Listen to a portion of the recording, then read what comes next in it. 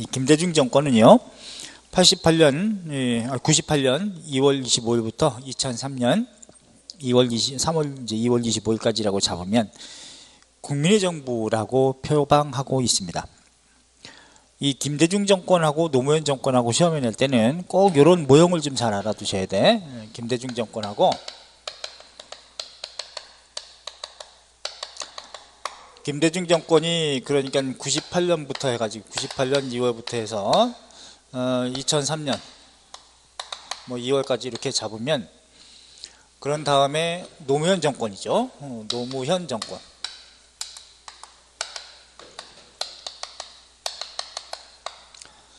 이거는 2003년 뭐 2월부터 해가지고 2008년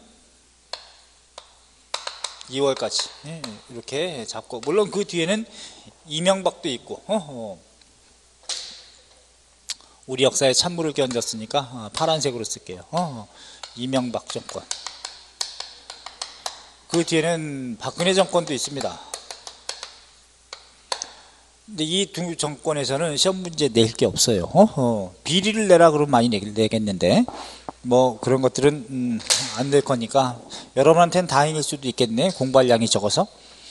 자, 그런데 김대중 정권 하에서 2000년 요걸 좀 포인트로 잡으셔야 됩니다. 2000년에 6월 13일부터 6월 15일까지 남북 정상회담 최초로 개최됐죠. 그것이 의미가 있어요. 6월 15일 6.15 남북 공동선언이 발표됐기 때문에 김대중 정권 중에서도 요 한 덩어리 6.15 이전과 이후를 나눠보셔야 되고, 노무현 정권 그래서 세 덩어리가 나오죠.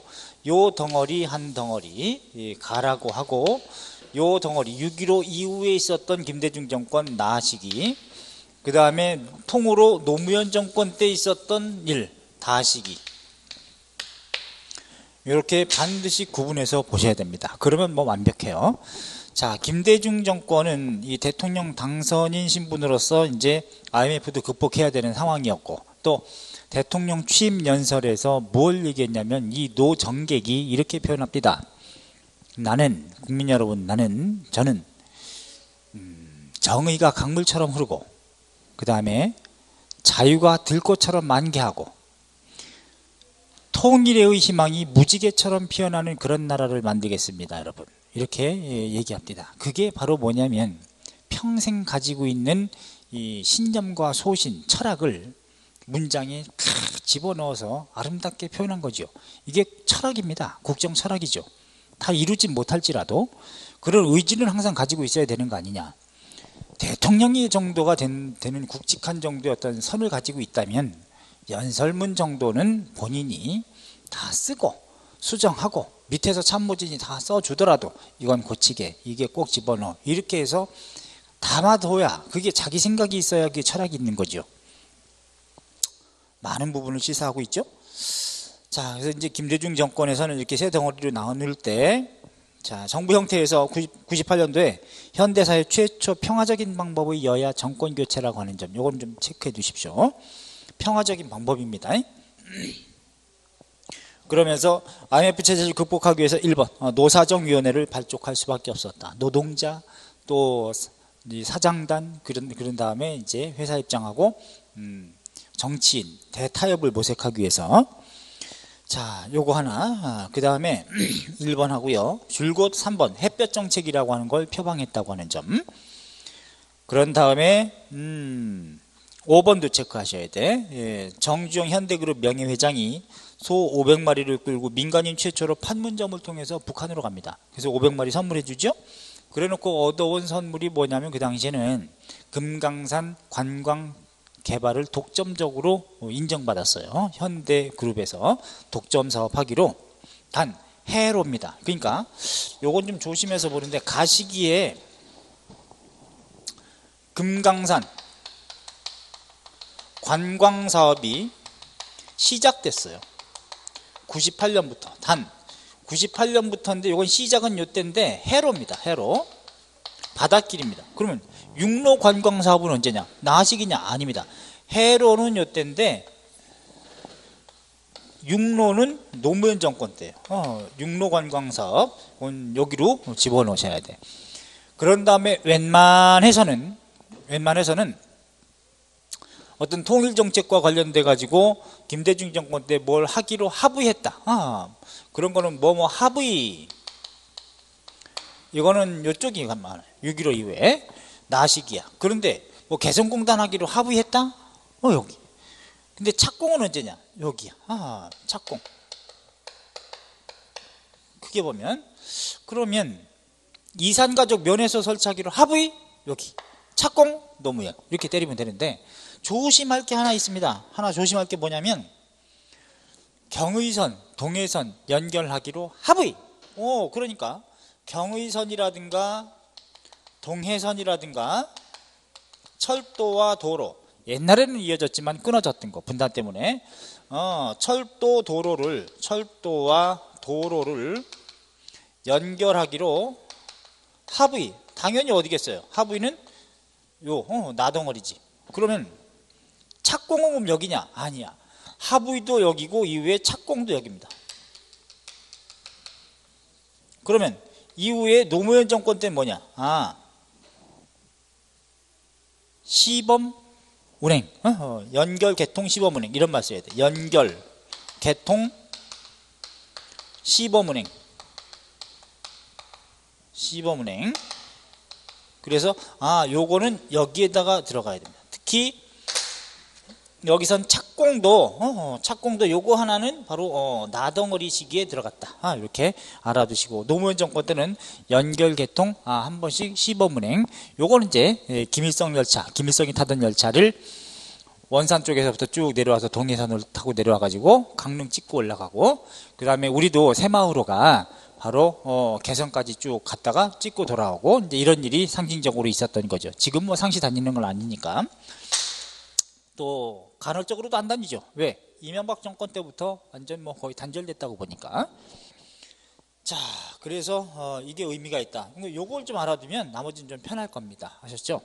단 이산가족 서신 교환 최초, 그럼 나시기야.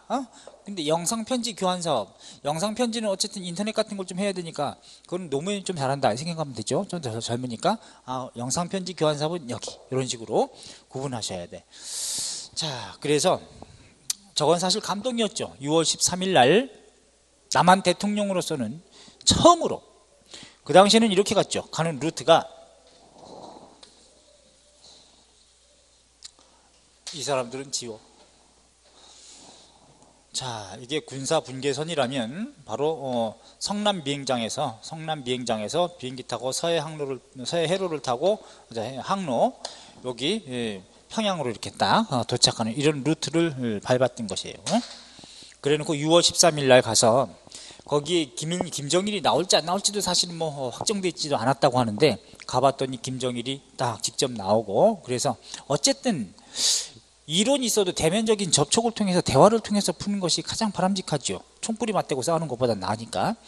이제 그런 다음에 거기서 서로 이제 인사하고, 그리고 나서 의전의 어떤 격식을 파격적으로 허물어서, 당연히 의전 차량이 있죠. 김대중 대통령이 타는 의전 차량 거기서도 마련하고, 또 김정일은 지가 타는 차량 따로 있는데, 자기 차량을 타지 않고 백화원 초대소라고 하는 곳에, 거기에 이제 우리나라 같으면 영빈관 같은 개념인데, 이제 거기에 딱 갈 때 둘이 같은 차에 타고 갔대잖아, 뒤에. 그래놓고 따뜻한 온기를 느끼면서 뭐 회담이라든가 협상이 좀 잘 되겠다, 이런 느낌을 받았다고 그래요.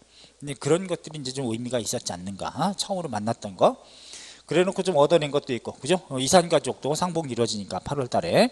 그러면 최초 상봉은 우리가 85년이라고 했습니다. 전두환 정권 때. 여기 이제 두 번째 상봉이 되는 거죠. 자, 그런 일들. 자, 이건 김대중 정권 때입니다. 그래놓고 쭉 또 의미 있는 게 보면, 우리가 7번 우리 했었죠. 금강산 관광사업 회로로 있었고, 그런 다음에 9번 이 교원노조법이 국회 통과돼서 전교조가 이제 합법화됩니다.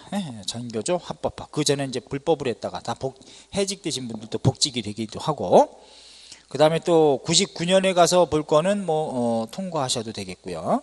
2000년에 가면 이제 의미가 있는 게 있죠. 김대중 대통령이 이제 베를린, 독일 베를린에 가가지고 여기서 베를린 선언을 합니다. 남북한 경제 협력을 통해서 북한 경제 회복을 지원하겠다. 한반도 냉전을 종식시키고 남북 평화가 공존하는 게 필요하다. 이산 가족 문제를 조속히 해결하자. 남북 당국 간 대화를 추진하자. 뭐 이런 것들을 천명하니까 얘네들도 반신반의한 거죠. 그냥 이거 비상적으로 한번 탱 내뱉은 거 아니야? 이제 이런 생각을 했는데 이게 이제 물밑 접촉을 한 가운데 실제로 의지가 있다 해가지고 남한에서도 사실은 뭐 위험부담을 무릅쓰고 파격적으로 간 거죠.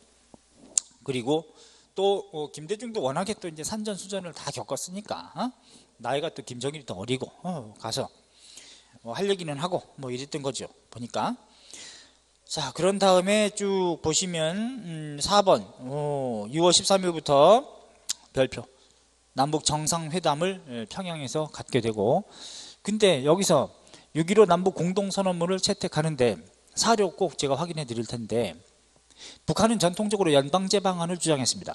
북한은 남한 사회에 큰 혼란이라든가 이런 게 있을 때에 틱틱 던졌어요. 김일성이 60년 4.19 혁명 때에 연방제 방안의 통일 방안을 제안했고, 그 다음에 5.18 광주 민중항쟁이 터지는 80년에 고려민주연방공화국 창립방안, 줄여서 고려연방제라는 이름으로 또 연방제를 주장했었어요.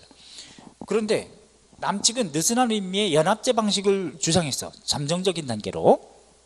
일민족은 동일하다. 그런데 1국가로 볼 거냐 2국가로 볼 거냐에 따라서 다릅니다.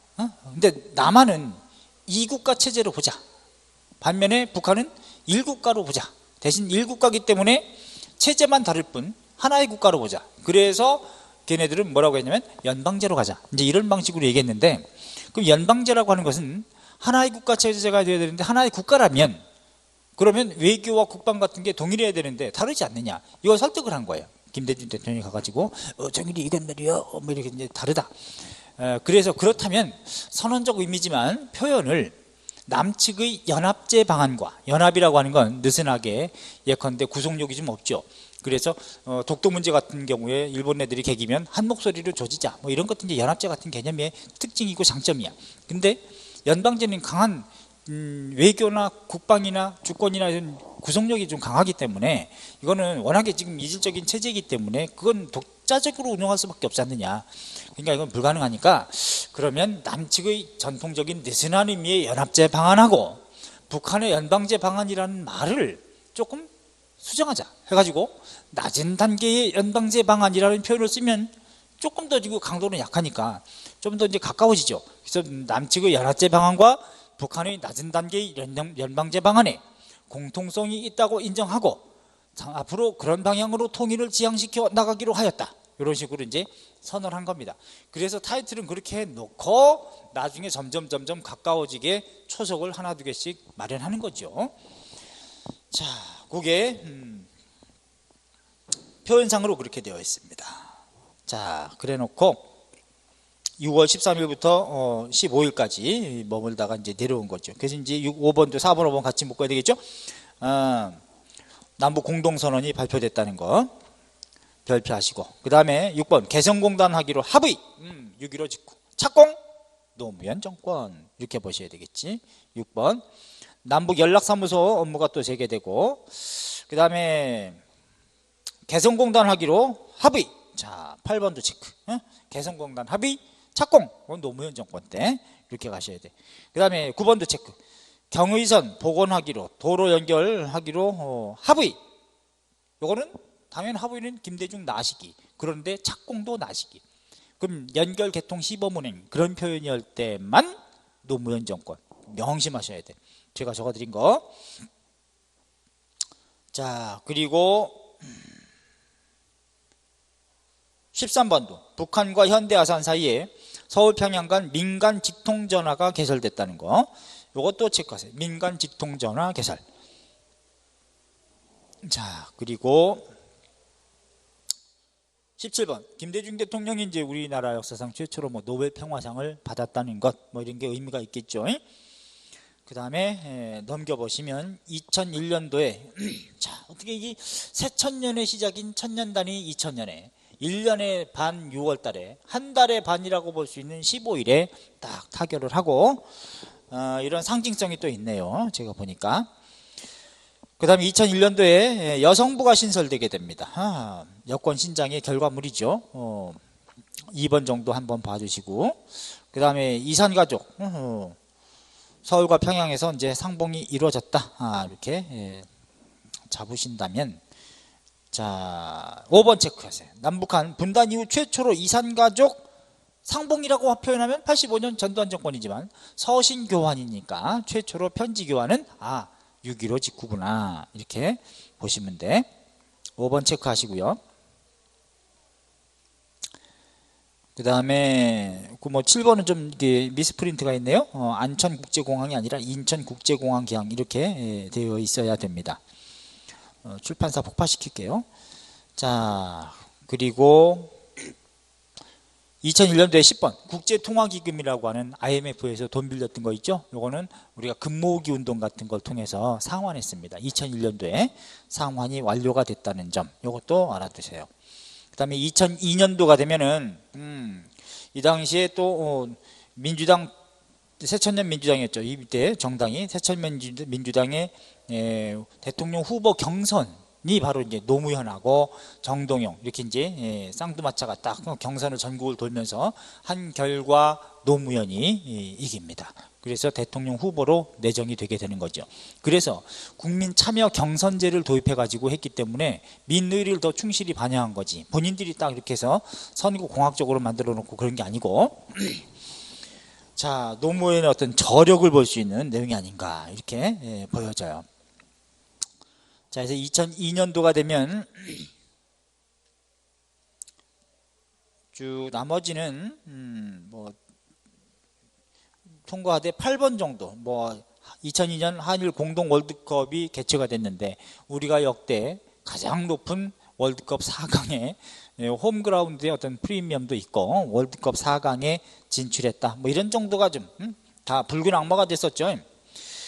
자, 그러면서 9번 미군 장갑차에 찧어서 여중생 2명이 사망하는 이런 불행을 겪기도 합니다.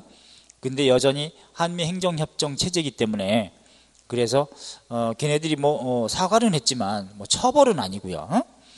그 다음에 10번도 북한이 서해 도발을 또 감행하기도 했습니다. 그러니까 김정일도 완전히 군부를 다 장악하지는 못하는 상황이 아닌가, 이렇게 보여져.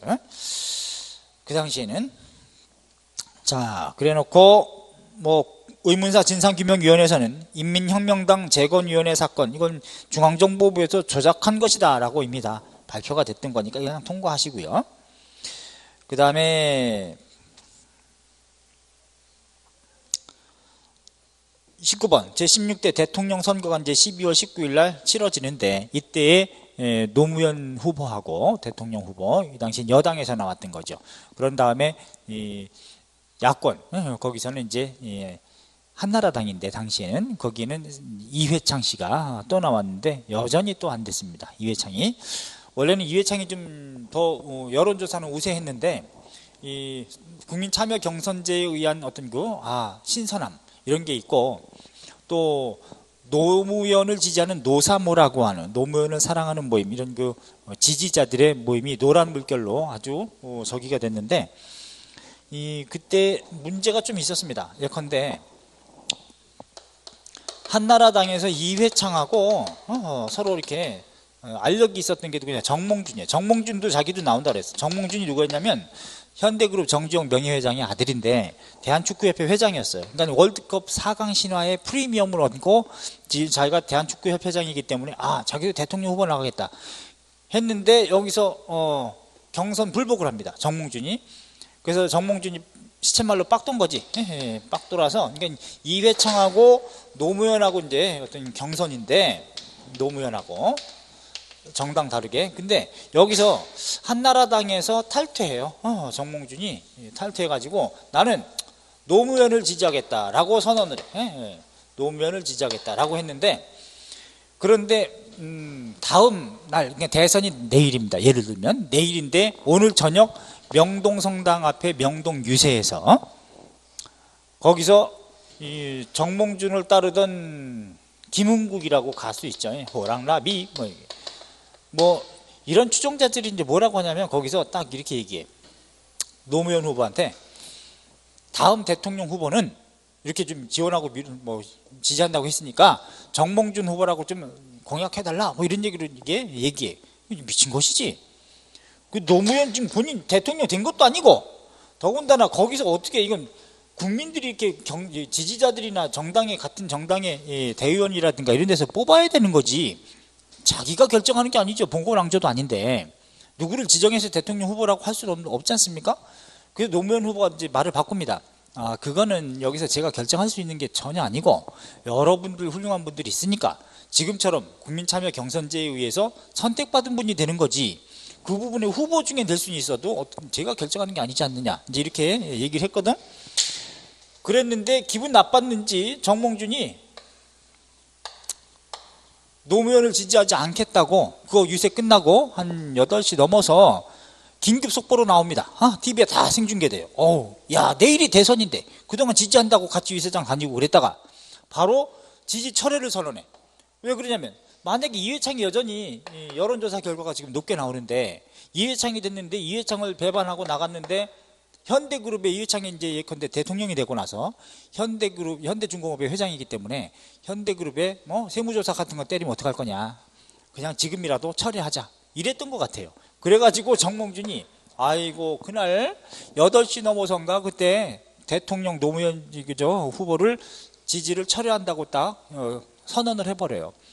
그러니까 이게 뭔 날벼락이야 해가지고 노무현 후보가 정몽준 집에 찾아갑니다. 근데 문전박대 당해. 문도 안 열어줍니다. 문 밖에서 벨 눌러도 안에는 막 카메라가 다 비쳐. 정몽준이고 창가에 왔다 갔다 하는 거. 근데 문도 안 열어줍니다. 이게 다 생중계돼요. 뉴스에. 한 11시까지인가 이렇게 막 이렇게 지켜보고 뭐 넘어서까지 하는데 안 열어주니까 그냥 갑니다. 근데 여기는 거의 캐슬이지 정몽준 집은. 근데 노무현은 명륜동에 연립주택입니다. 아주 서민스러운 삶을 살았었던. 그러니까 공감대도 많이 있고. 근데 들어가기 전에 기자가 물어요. 내일 어떻게 예측하십니까? 딱 그러니까 노무현 후보가 뭐라고 하냐. 그냥 무거운 걸음으로 그동안 감사합니다. 매가 해가지고 뭐 봐야죠. 하고서 이제 털레털레 들어갑니다. 근데 정말 집이 대비가 되죠. 이건 뭐 거의 캐슬이고 여기는 뭐 연립주택이고. 딱 들어갔는데 이제 야 인터넷의 영향이죠. 젊은 친구들이 대학생들 비롯해가지고 야 불쌍하다 노무현 해가지고 겁나게 막 내일 어디 놀러가지 말고 찍자 또 가더라도 선거하고 가자 해가지고 인터넷의 파급 효과 때문에 뚜껑 열어봤더니 노무현이 당선된 거야. 이것도 감동이었어요. 그래서 노무현이 국민참여경선제에 의해서 딱 돼서 국민참여정부를 표방하고 있는 거죠. 이제 노무현 정권 때 의미 있는 건 또 뭐냐, 평화 번영 정책을 천명합니다. 요거 자체의 표현 자체를 시험 문제 내기도 했어요. 어떤 정권 때 있었던 일이냐, 노무현 정권입니다. 자, 여기서는 개성공단, 합의 여기, 개성공단 하기로 착공 여기, 노무현 정권 때 요거 체크. 남북철도, 경의선, 동해선 앤드 도로까지 연결하기로 합의, 김대중 나. 착공, 김대중 나. 이거는 연결 개통 시범은행, 여기에 포인트. 개통 시범은행, 여기에다가 포인트를 하십시오. 알았죠? 연도는 굳이 몰라도 돼요. 노무현 정권이다, 이렇게만 알아두시면 돼. 그 다음에 금강산 육로 동그라미, 육로 관광사업. 자, 금강산 관광사업 시작은 요 김대중 가시기. 육로 관광사업은 나가 아니라 노무현 정권 때라는 거. 알았죠? 노무현 정권 명심하셔야 돼. 자, 그 다음에 중학교 무상 의무 교육이 전국으로 확대됐던 전국. 자, 이건 85년 전두환 정권 때 도서, 섬 지역이라든가 산간, 오지, 벽전, 강촌 여러분 집 근처에서는 먼저 실시가 됐는데 전국으로 확대되는 게 바로 노무현 정권입니다. 요거 체크. 이산가족 면에서 착공하기로 합의, 김대중 나. 착공, 노무현. 이거는 그렇게 쉽게 볼 수 있겠죠. 그 다음에 7번에는 그 밑에 줄 보세요. 친일 반민족행위 진상규명위원회가 설치가 됐습니다. 근데 당시에 한나라당에서는 범위를 대폭 줄여서 영관급으로 하자. 친일파를. 그러면 누굴 빼기 위한 거야?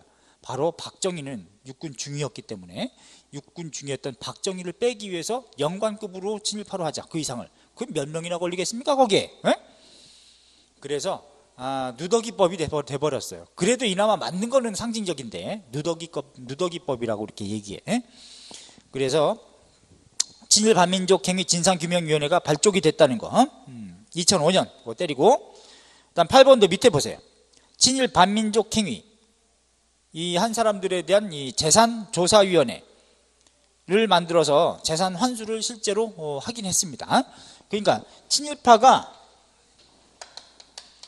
친일파가 일본으로부터 일제 시기에 작위를 받았다든가 또는 은급을 받았다든가, 은급은 뭐 토지 같은 겁니다. 토지나 동산, 부동산 같은 거, 이걸 받은 애가 후손에게 주었다. 자기 후손에게 주었을 경우는 그 재산은 국고에서 환수하는 걸로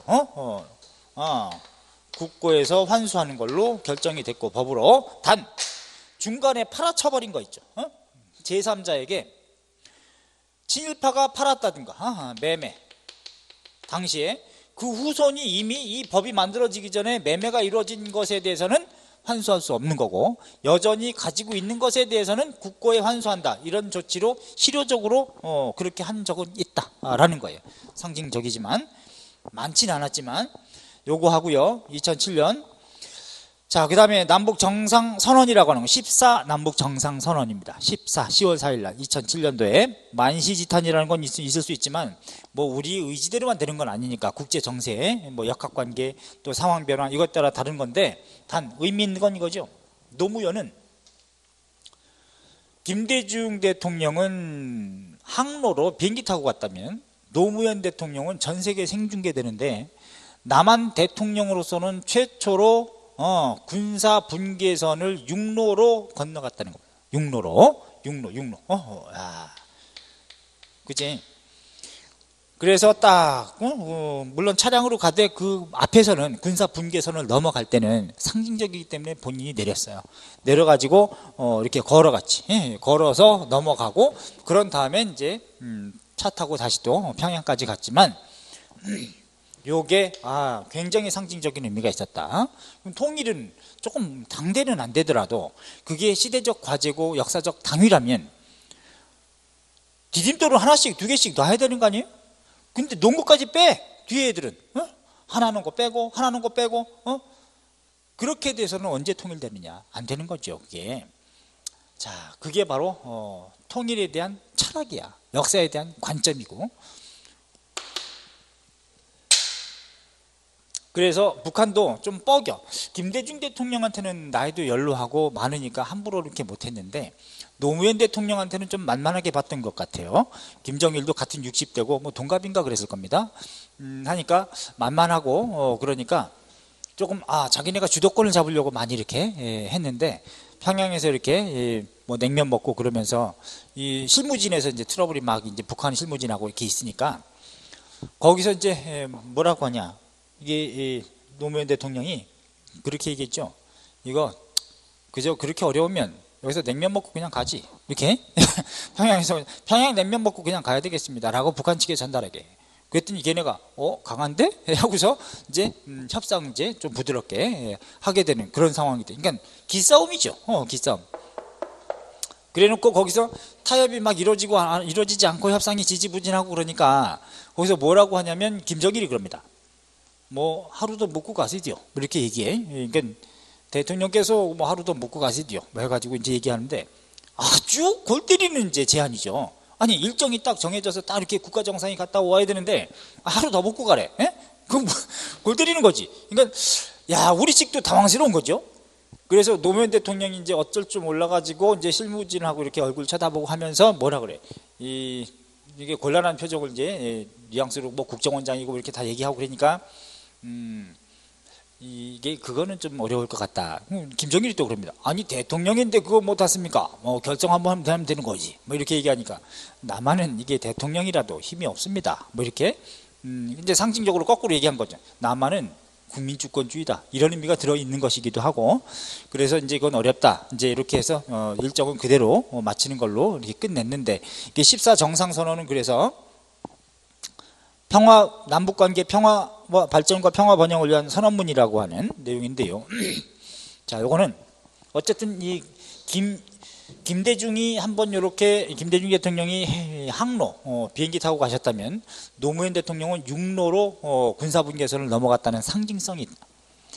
그러면 만약에 내가 대통령이다, 저는 죽음을 무릅쓰고 어떻게 할 것이냐. 이미 개척됐어요. 근데 여기는 이미 또 가신 분이 있어. 그러면 어디로 가? 그러면 동해안을 뚫어야지. 통일신라하고 발해 사이에 39개 역이 설치가 되어 있었던 게 우리가 신라도라고 했듯이 발해하고 이미 동해선이 개척이 되어 있으니까 그냥 열면 돼. 열어서 이쪽으로 가서 여기서 원산에서 만나든지, 응? 아니면 군사 분계선, 야 비무장지대 있죠? 여기를 다 야 지뢰 다 제거해. 아주 과감하게 하는 거야. 왜? 죽을 각오를 해야지. 대통령인데. 응? 그래놓고 여기서 전 세계가 다 생중계하는, 세계 토픽일 거야 지금. 그러면 여기서 생중계하는데 북한의 정상과 남한의 정상이 최고의 아주 비무장지대 지뢰밭 다 지뢰 좀 제거하고 여기서 정상회담을 개최했다?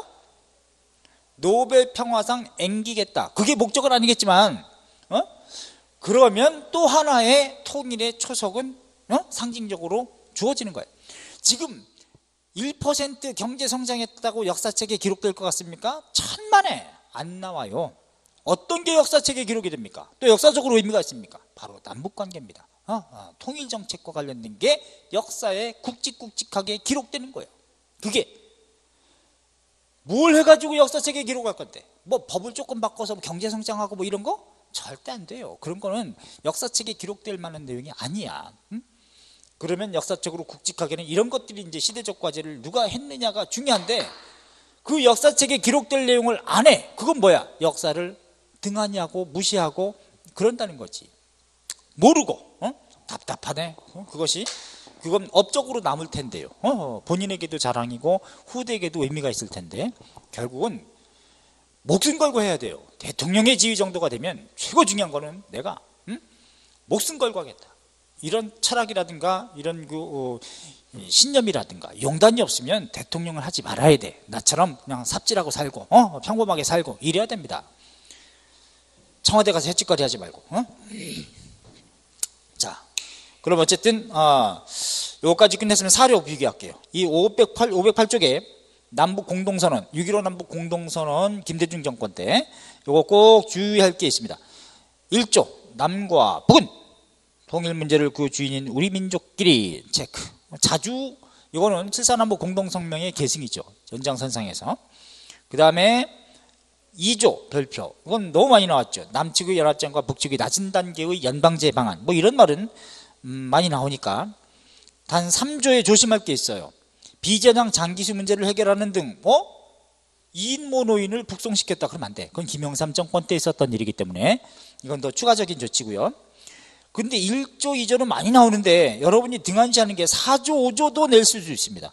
이 4조를 그대로 그럼 이건 잘 못 보던 건데 이거 뭐 어디지? 이렇게 나올 수 있거든. 4조 5조도 아셔야 돼. 중요한 건 1, 2조지만 이거는 6.15 남북 공동선언입니다. 김대중 정권.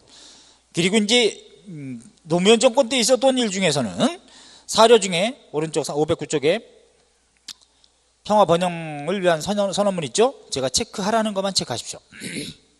6.15 공동선언의 이제 계승인데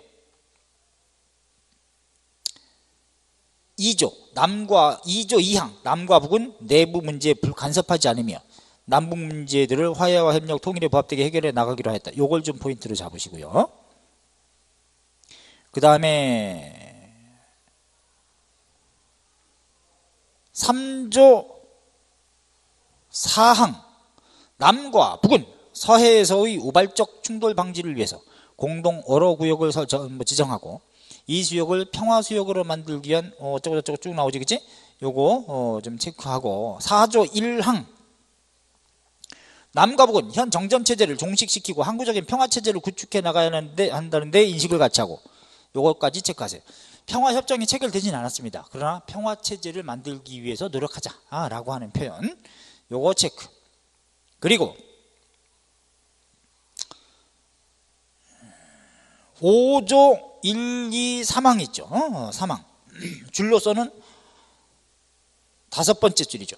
남과 북은 해주 지역과 주변 해역을 포괄하는 서해 평화협력 특별지대를 설치하고 공동 어로구역과 평화수역을 설정하며 경제특구 건설과 해주항 활용, 또 민간 선박의 해주 직항로 통과라든가 한강 하구를 공동으로 이용하는 등 적극적으로 추진해 나가기로 했다. 요거 포인트로 잡으세요. 특히 서해 평화협력 특별지대를 만들겠다고 한 점, 이게 아주 의미가 있었어요. 그래야만 군함이라든가 이런 것들은 남북방 한계선을 넘어올 수는 없지만 민간인들이 고기잡이 하는데 공동 어로구역을 만들어서 중국 애들은 못 들어오게 공동에 대처하고 우리끼리 꽃게 좀 잡아서 나눠 먹고 그럼 얼마나 속하니?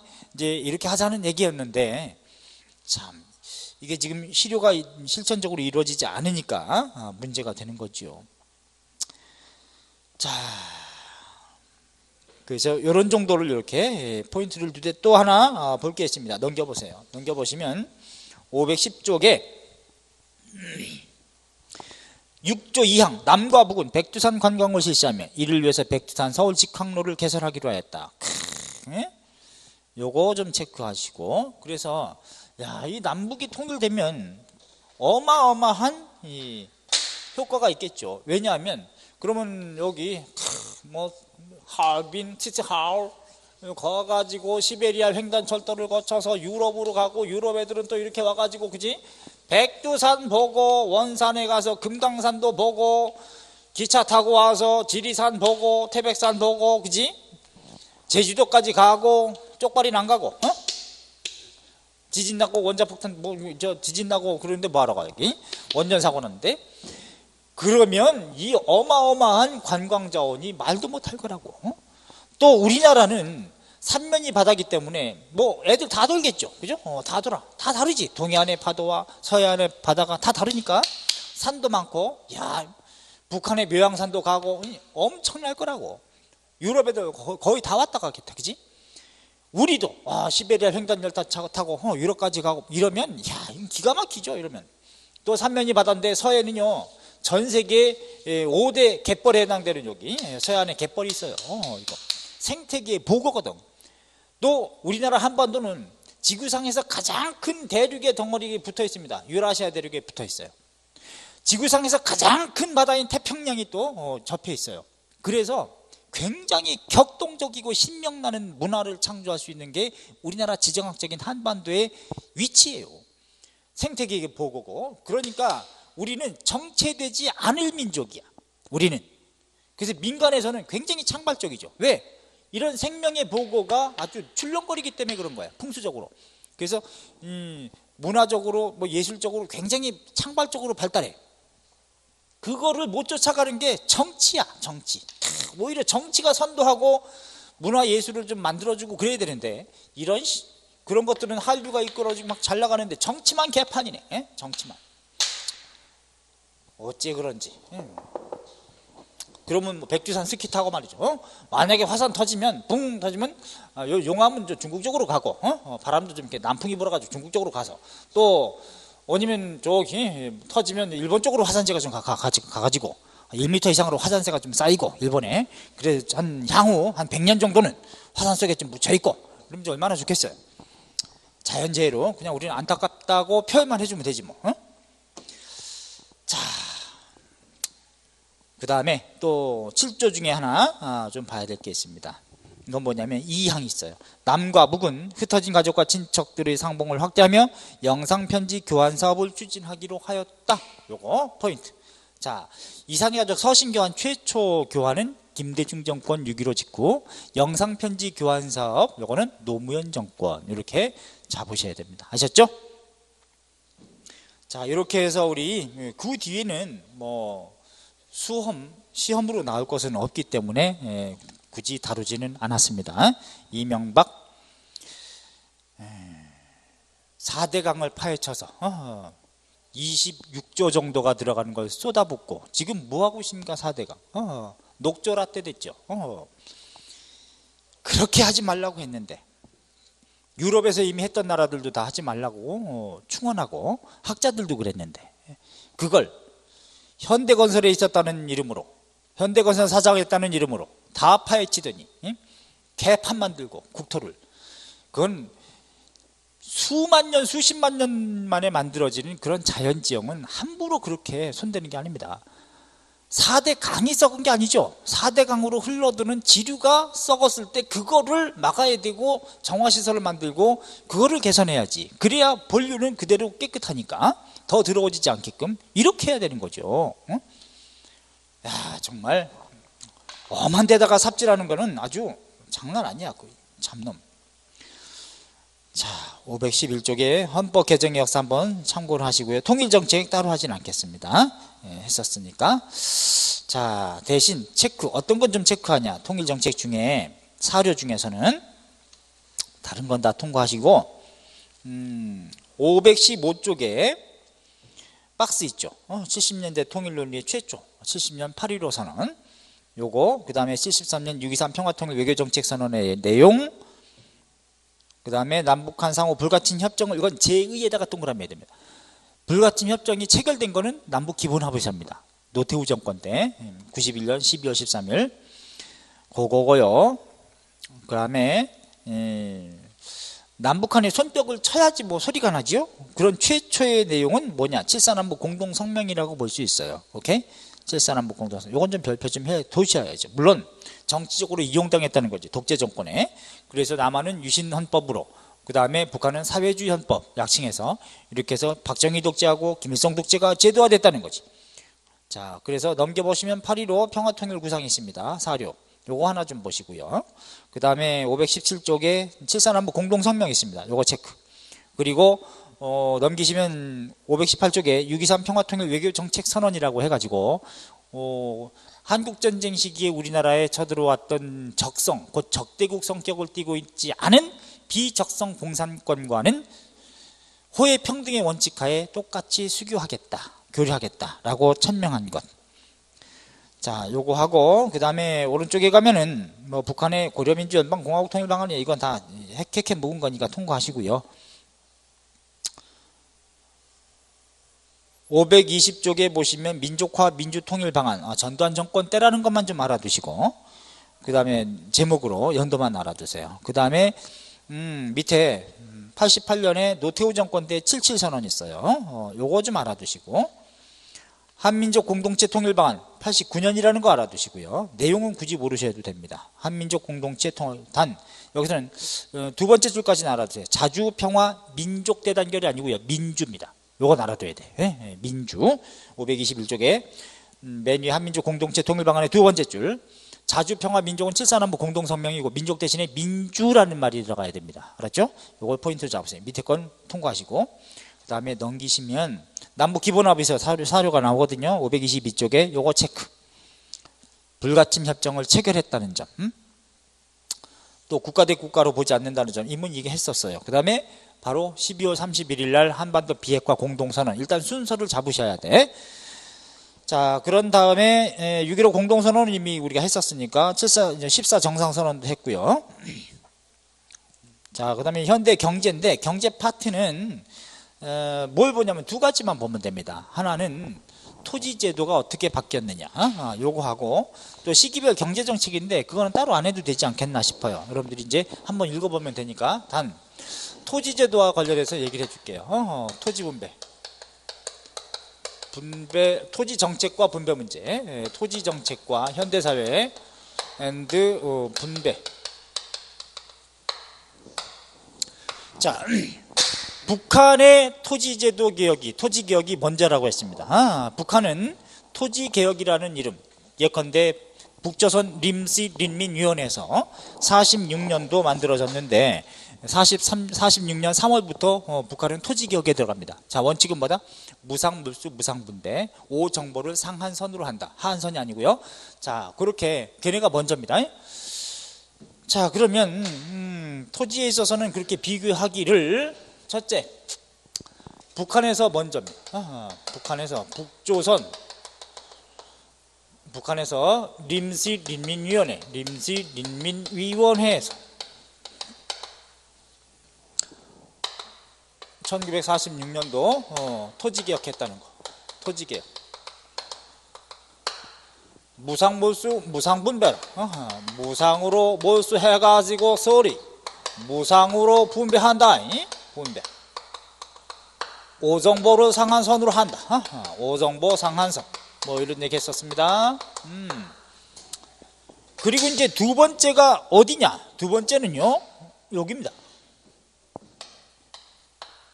미군정 시기에 적산 분배가 있습니다. 미군정 시기에 적산 분배. 적산이라고 하는 거는 일제 시기에 일본 놈들이 한반도에서 가지고 있었던 재산, 이거를 동산, 부동산 또는 뭐 현금 이런 것들 다 통틀어서 적산이라 그래요. 그걸 이제 미군정이 가지고 있었다고. 걔네가 소유권을 가지고 행사했었지. 45년부터 48년 사이에. 근데 두 가지로 크게 나누면 적산 기업체가 있습니다. 적산 기업체. 적산 기업체를 불하하게 되는데, 언제 불하느냐? 47년부터 48년 사이에 불하합니다. 그런데 문제는 뭐냐? 특혜 불하합니다. 그때는요, 현물이 화폐보다 더 높은 가치가 있어. 인플레이션 상태이기 때문에. 왜? 인구가 많이 증가했지 않습니까? 그러니까 이제 현물 가치가 높아지는 거죠.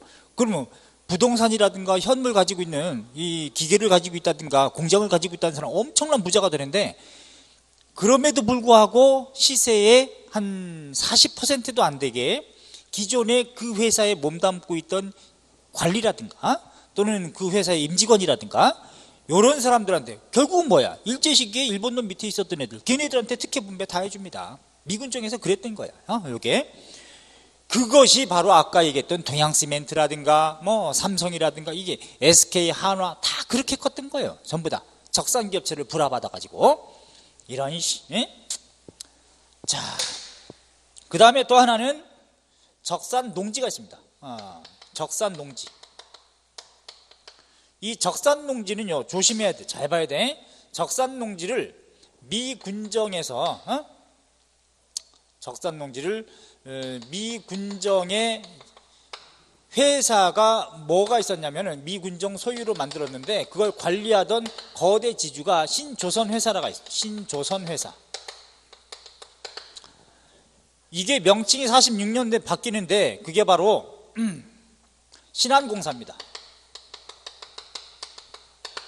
이렇게 바뀌었고 그 신한공사에서 거대 지주가 된 거야. 얘네가 거대 지주죠. 거대 지주가 됐고 우리 농민들은 전호로서 이렇게 물론 소작료 결정에 관한 건에 의해서 소작료를 이제 3분의 1로 그렇게 만든 조치는 있었지만 그래도 좀 적지 않은 거죠. 이게 중앙토지행정처로 귀속됩니다. 미군정 밑에 중앙토지행정처. 좀 깊이 들어갑니다. 토지행정처라 그래. 이 중앙토지행정처에서 여기서 뭘 하냐면 적산농지를 분배해요. 여기서 적산농지 분배. 적산농지를 분배한다. 그래서 적이, 쪽발이었던 적이 가지고 있던 재산이라는 뜻이야. 적산이라는 게. 적산농지를 분배하는데 언제 분배하느냐? 1948년도 3월입니다. 봐봐요. 3월인 이유가 있어요. 왜 그럴까? 2월 달에 2월 26일 날 유엔 소총회에서 남한 단독 총선하기로 결정하죠. 민중이 반대가 심하지. 그렇기 때문에 그거를 무마하기 위한 필요성도 있었던 거야. 해서 3월 달에 적산 농지를 분배에 들어가는데 원칙이 뭐냐? 얘네가 소유권을 가지고 있었으니까 누구한테도 소유한다. 무상으로 유상으로 이런 게 없죠. 분배의 원칙만 유상으로 분배한다는 거예요. 유상으로 분배한다. 단 시세의 300% 가치로 친다. 와우, 그렇게 많네. 시세의 300% 가격으로 쳐서 분배를 하는데 어떻게 상환하느냐? 분배하고 전호 농민에게 분배를 하면 전호 농민은 이정보를 상한선으로 합니다. 이정보 상한선. 3정보가 아니고요. 상한선으로 분배를 받으면 그러면 어떤 방식으로 상환을 하느냐면 매년 수확량의 20%를 15년 동안 내는 걸로 이런 식으로 만든 게 바로 적산농지 분배입니다. 아셨죠? 그럼 이게 언제부터냐? 바로 48년 3월부터 정부가 수립되는 출범하는 48년 8월 15일까지 이제 분배가 됐고 한 80%가 분배가 돼요. 그런데 그 뒤에는 이제 어떻게 돼? 이승만 정권 시기에 50년 농지개혁하죠. 그때 이제 50년에 농지개혁법에 준해서 다시 또 재편되는 겁니다. 자, 요거는 잘 몰랐던 겁니다. 여러분들이 몰랐을 거예요.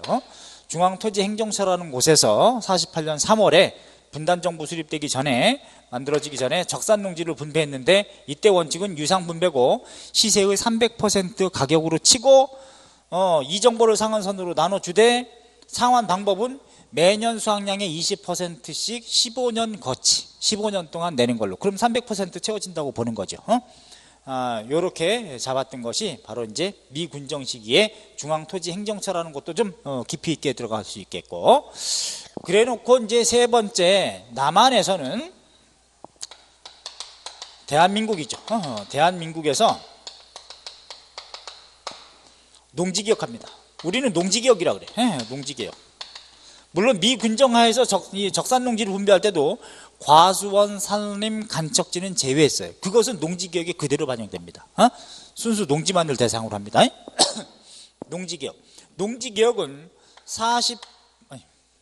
49년도에 법을 만들었는데 지주가 반대해서 수정을 합니다. 수정해서 50년 3월부터 시작이 돼. 3월부터. 그런데 안타깝게도 50년 6월 달에 한국전쟁도 터졌고, 그럼 재헌국회에서 한 겁니다. 농지개혁. 대한민국 재헌국회예요. 재헌국회. 재헌의회에서 했다는 거. 그럼 재헌국회에서 했던 의미 있는 일은 딱 두 가지입니다. 하나는 반민족행위 처벌법을 제정했다. 또 하나는 농지개혁법을 통과시켰다라고 하는 거. 요게 의미가 있어요. 어쨌든 3월부터 57년에 종료가 됩니다. 종료. 자, 그럼 여기서 49년에 법을 만들었지만 사실은 실시가 되는 50년 3월부터가 의미가 있으니까 지주가 반대했다는 얘기야. 요것에 대해서 지주가 반대. 지주가 반대해서 지주가 로비합니다. 그래서 지주가 로비하고 그 로비한 내용이 반영돼 가지고 이제 수정안이 또 들어가서 50년 3월부터 시작이 되는데, 자, 요거는 특징이 뭐냐? 유상으로 매입해 가지고 유상으로 분배한다는 원칙입니다. 자, 근데 이건 실시가 된 것을 얘기하니까 그렇지, 사실은 선언적으로 표방한 거는 좌우합작위원회 칠원직도 있었죠. 그때는 뭐였어요? 유상으로 매입해서 무상으로 분배한다는 원칙이 있었지만 그것은 실천된 것은 아니니까 그래도 내용은 알아두시되, 자, 3정보를 상한선으로 합니다. 1정보는 1헥타르라 그래가지고 1정보는 3,000평을 얘기합니다. 3정보를 상한선으로 한다. 상한선. 그럼 상한선으로 해가지고 분배를 해주면, 분배하면 어느 정도 가치로 하느냐면은 시세의 150% 가격으로 쳐서, 이건 시세의 150% 가격이야 해가지고 분배를 해줍니다. 전호 농민에게, 소작 농민에게 분배를 해주면 이 사람은 돈이 없죠. 돈 있으면 벌써 샀지. 근데 어떻게 갚아? 그럼 이제 상환하는 방법이 있겠지, 그치? 상환은 매년 수확량의 30% 곱하기 5년 동안 내는 거예요. 그럼 150% 채워진다고 보는 거예요. 오케이? 그래서 3정보를 상한선으로 전호 농민에게 이렇게 준다. 그러면 순수 농지만 대상으로 하기 때문에 뭐가 제외되냐면은 과수원이라든가, 과수원, 또 산림이라든가 간척지, 이거는 제외됩니다. 이게 토지 건드린 거 마지막이에요. 마지막. 아셨죠? 자, 물론 농지개혁 이전에 여기에 있었지만 농지개혁 이후에도 이제 했었던 것이 귀속재산이라고 하는 게 있기도 하고, 또 한국전쟁 이후에 조금 더 영토가 우리 땅으로 편입된 곳, 동부지역에, 그 지역에는 다시 또 농지개혁에 준해서 다시 또 원칙이 만들어지지만, 그거보다는 지금 이것만 좀 알아두시면 되겠어요. 그래 놓고 한국 자본주의 성장 과정의 특징에 50년대는 원조 경제 체제다. 특히 57년까지는 무상인데 그 이유는 유상으로 바뀝니다. 59년 정도까지는 무상에서 유상으로 바뀝니다. 그러니까 무상으로 원조해 줬을 때 미국의 잉여 농산물 예컨대 하얀 색깔 세 가지 작물 예컨대 면화, 밀가루, 설탕 이 세 가지 원료를 딱 받아서 이거를 가지고 가공해 가지고 300산업이 이제 유행했던 때가 50년대입니다. 세 가지 하얀 색깔의 산업이라 그래서 300산업. 근데 이제 그 뒤는 이제 차관 형식으로 이제 갚아야 되는 형식으로 유상으로 차관 형식으로 주는 것이고 90년대 볼 때 그것도 이제 에이드 차관으로 이제 지정된 나라들 제외되고 뭐 니넨 잘 살지 않느냐 이런 의미로 돈 받으려고 하는 거죠. 그러면서 50년대 원조 경제 체제를 지나서 60년대는 이제 경공업 중심이다. 아까 얘기했듯이 박정희 정권 경공업 중심이고 그다음에 70년대 그러니까 1차, 2차 경제개발 계획은 경공업이고 3차, 4차 이때는 주로 70년대는 중화학공업에 집중 투자하던 때 그러면서도 이제는 지역적으로 남북 임해공업 지역에 집중돼 있고 부산, 포항, 울산 이런 데 그다음에 대기업 중심이고 그러니까 기업 간, 중소기업과 대기업 간의 불균형 지역적 불균형 산업 간 불균형 그지? 성장 거점 개발 방식이어서 전통적으로 기존에 많이 성장했던 것만 집중적으로 키워서 다른 지역도 조금씩 꿈을 떨어지게끔 파급 효과를 만들게 한다. 이게 바로 성장 거점 개발 방식인데 그러니까 지역 간 불균형이야. 그래서 지금 뭐가 필요하냐? 균형 개발 방식 이런 것들이 필요하죠. 또 특성화된 개발 방식 어느 지역에서 일률적으로 다 아파트만 세우지 말고 어느 지역엔 한옥 어느 지역은 뭐 우대기 뭐 이런 식으로 뭐 한다든가 울릉도는 뭐 이런 지역적 특색을 고려한 그런 개발 방식이 그래야지 좀 상품화되고 또 의미가 있죠. 어떤 고향이라든가 고장의 자랑도 되고 특색 있는 다양성 그게 다양성이 중요한 거예요. 다양성. 자, 그 다음에 이제 80년대는 전두환 정권 때 와서는 86년부터 88년 특히 86년은 서울 아시안게임 했고 88년도가 되면은 서울 올림픽을 합니다. 그래서 국제 인지도가 높아지는 가운데 이때는 또 물가 안정화 정책 물론 대외적으로도 장점이 있었던 게 뭐냐면 3조 효과가 있었어요. 저금리, 저유가, 저달러 이런 3조 호황에 힘입었던 때가 있었고 80년대 중후반 90년대에 들어와서 말기에 97년에 IMF 체제 김영삼 정권 때 2001년에 상환 완료했다. 김대중 정권 때. 자, 이렇게 전개되어 왔다. 그래서 성장은 됐는데 이거 분배가 되지 않았다. 큰 문제지요. 그래서 이제는 분배를 통해서 재성장하는 그 시점이 필요한 거지. 성장했던 걸 다 착취하고 지배하고 그래서는 안 된다라고 하는 걸 말씀을 드리고 경제 성장의 과정을 정권별로 한번 이렇게 보시면 좋겠어요. 이건 여러분들이 이렇게 보셔도 되고요. 자, 우리가 정리하고 제가 한번 이제 우리가 다시 초심으로 돌아가서 이제 역사라고 하는 것이 무엇이냐, 무엇이 중요하냐. 여기서 저는 이제 이런 걸 말씀을 드리고 싶네요. 이제 이론 강의가 이제 내용 강의가 종강에 해당되니까 역사 공부할 때 이 공부라고 하는 거는 지금 어렵게 여러분이 오셨어요. 정말 수고하셨습니다. 정말 고생하셨고 그러나 보람이 있을 것이라고 믿어요.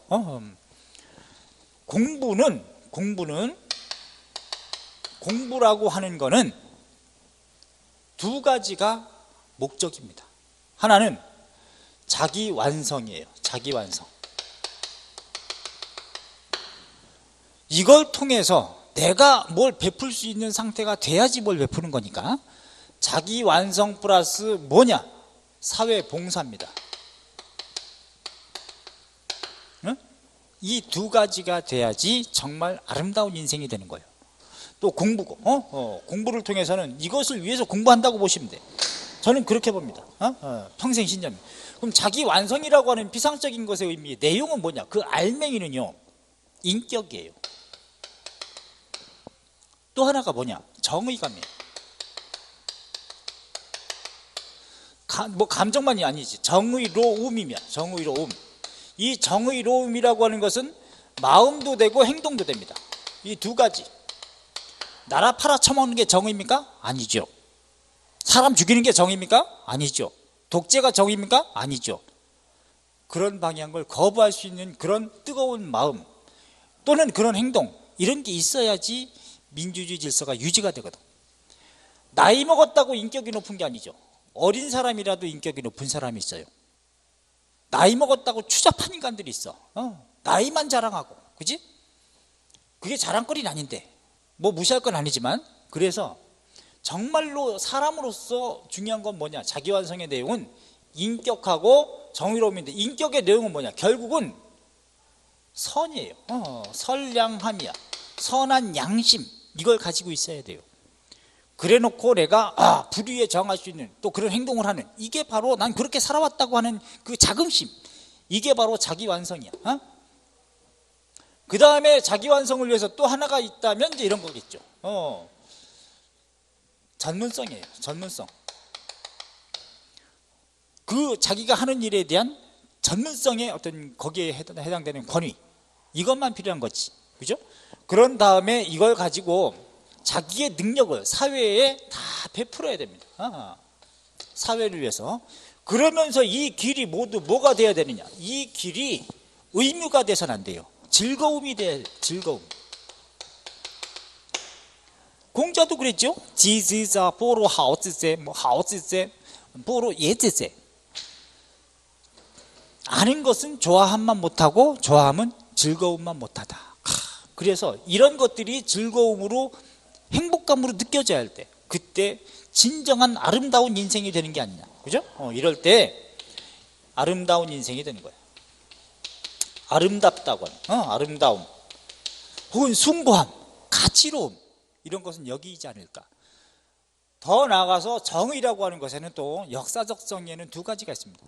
하나는 보편적인 정의도 있고 시대적 정의도 있습니다. 보편적인 정의는 인간 존중이라든가 또는 뭐 평등이라든가 자유라든가 인권이라든가 이런 것들, 생존이라든가 안전이라든가 이런 것들은 보편적 정의죠. 그런데 시대적 정의가 있습니다. 그거는 원래 절대적 정의지만 시대적 정의는 그 시기에 우리가 영원히 살 수 있는 게 아니기 때문에 그 시기에 반드시 해결해야 할 과제, 개인으로 보면, 학생으로 보면 오늘 해야 할 것, 그죠? 또 사회적으로, 국가적으로 보면, 민족적으로 보면 이걸 해결해야 할 것, 이게 시대적 과제예요. 그거를 해결해야 되는 것이 역사적 정의 중에 또 하나가 그것이 있습니다. 그거를 무시하고 등한시하고 유보하고 그랬다, 그러면 정치할 의미가 없는 거예요. 그래서 그걸 가치로 삼아야 한다. 아셨죠? 그래서 우리는 인생 자체를 결과를 보는 게 아니다, 과정을 봐야 된다. 누누이 말씀드려요. 제가 과정을. 사람은 시간 속에 사니까. 그래서 결국은 시간의 좌표와 공간의 좌표 속에서, 시간의 좌표와 공간의 좌표가 있으면 역사의 정방향이 어디냐? 이게 역사의 정방, 인간이 만들어가는 게 역사니까, 인간이 만들어가는 게 역사니까 역사의 정방향이라고 쳤을 때 정방향이다. 그럼 이렇게 하기 위한 원동력은 뭐냐? 인간의 실천입니다. 가치를 위한 실천, 지향, 이것이 제일 중요하지 않나. 공부도 마찬가지고. 그래서 움직이지 않으면 되는 게 하나도 없고, 자기 완성의 길은 남하고 싸우는 게 아니에요. 책을 가지고 자기가 싸우는 거지, 그지? 권투처럼 저 새끼 때려 죽여야지, 이게 아니죠. 자기를 이기면 공부가 완성이 되는 거예요. 자, 그렇게 이걸 신념으로 가지고 있습니다. 자, 그렇게 해서 여러분들이 지금 1권하고 2권 장장 정말 고생 많이 하셨어요. 저도 고생했죠. 여러분들, 안 보이지만 뜨거운 박수를 좀 보내주시고, 그 다음에 우리 사이트에서 정말 댓글로라도 정말 잘 들었습니다, 이런 마음이 있으면 뭐 더 이상 저도 즐거움이 없겠네요. 그래서 여러분들 직접 대면적으로 보면 좋은데, 사이트 상으로 보더라도 언제나 궁금한 거 있으시면 따로 연락을 주시고 메일을 남겨주시면 친절하게 알려드리겠습니다. 그 다음에 이제 그 뒤에는 내용 강의 다 끝났으니까 다음에는 이제 문제 강의도 또 있을 거예요. 그것도 꼭 들어서 합격하는데 제가 옆에서 즐거운 책무로 동행을 할 테니까 이렇게 하시고, 그 뒤에는 또 대한민국에선 교재상으로는 제가 즐거워할 정도의, 제가 만족스러운 그걸로 끝이야. 수준이 뭐 저는 다 전공자로서 보니까 하기 때문에 여러분들이 이제 아주 그 서머리 할 수 있는 노트. 그러니까 우리가 기본 과정을 다 끝냈다면, 이것이 완성이 됐으면 이제는 이 한 것만 가지고 있으면 어떤 내용도 다 축약하고 요약해서 다 들어가 있다. 이런 교재를 제가 또 준비하고 있으니까 한 권으로 만들 겁니다. 그거는 도해식으로 볼 거예요. 그래서 B4 사이즈로 크게 봐가지고 딱 한 시대에 전체적으로, 고려시대면 고려시대 전 시기를 전부 다, 토지제도면 토지제도, 조세제도는 조세제도, 이렇게 군사제도는 군사제도, 대외관계 대외관계 한눈에 다 볼 수 있게끔 일목요연하게 그렇게 해서 또 제공을 해드릴 테니까 기대하시고, 그거 하기 전에 일단 여러분은 이거를 충실히 개념 파악하면서 공부를 하시되, 결론 다시 한번 시대 파악하는 게 항상 본질이라는 걸 명심하세요. 그렇죠? 그러면 90%는 정답이 나온다고 했습니다. 자, 장시간 여러분들 함께 해줘서 고맙고 행복하시기 바랍니다. 건강하시고요. 다음에 다시 뵙겠습니다. 수고하셨습니다.